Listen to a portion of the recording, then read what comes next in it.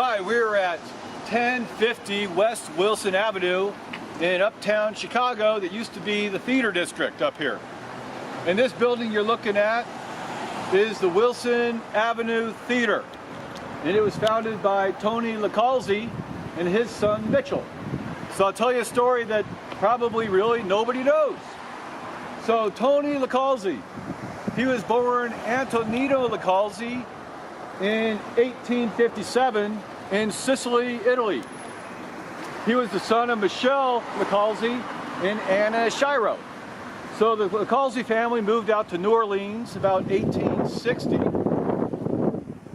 with their family, several brothers and his mother and father. So the family is very poor, so Antonino, we'll call him Tony. Now Tony, he had to work, he couldn't go to school, so he worked to support his family, or his parents.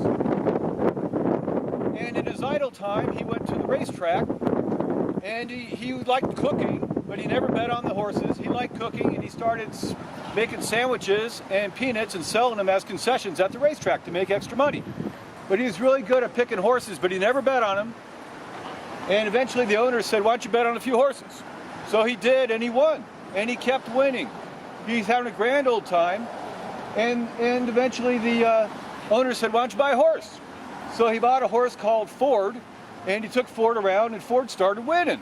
And he won on the circuit. He won a couple sweepstakes, and he won a couple trophies. So more money came in, and Anthony was a risk taker, quite a risk taker. And one time he, in his idle time, outside of selling concessions and racing his horses, when the horse track closed down for the season, he headed out of town. And one time he headed up to Colorado, and he purchased an acreage of apple property, and he flipped it right away for 40,000 bucks. He made about $1 million right away in today's money. 40,000 is $1 million today. So he came back, and he continued racing, and he headed up to Chicago in 1899, and he met a horseman who had an old bad horse called Ormy. And the horseman said, if you take it off my hands, you can have it for free. So Tony took the horse, got him down to New Orleans somehow, and the horse started winning races. And he, in fact, he set a record for one of the circuits down in New Orleans. So that was Ormy.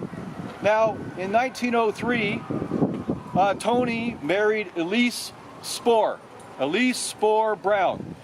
And she is the mother of Margot Brown, our great-grandmother. And Margot Brown married George Chaxfield Sr. So that's her relationship back to Tony Licalzi. But it doesn't stop there. You see, in 1908, New Orleans shut down horse racing in the state. So he packed up his bags, and he and his family, Tony, Elise, his daughters, stepdaughters, Margot and Corinne, they came up to Chicago. And he opened the Wilson Avenue Theater in 1909 with his son. It cost $50,000. It seats 600 people, and it became a vaudeville performance venue. And the first couple nights were a complete flop, but he's able to secure a couple real good names with his relationships down in New Orleans. And he brought him up here to perform Creole and vaudeville, and it was a great hit and a fantastic success, and everybody came here, always a sold-out show. Well, Tony died in 1911, and his body was moved down to the Monterey Cemetery in his family crypt called the Licalzi Crypt in New Orleans. And his son, Mitchell, who was living in California at the time with George Chaxfield and Margot, well, he headed out here to run the establishment. And it's still a great success, but he died suddenly in 1918. Just overnight, just dropped dead, a complete surprise to the town. And so the theater went out of business, and in 1919, this was converted into a bank. And it went through a series of different banks throughout the years. And today, of course, there's no bank.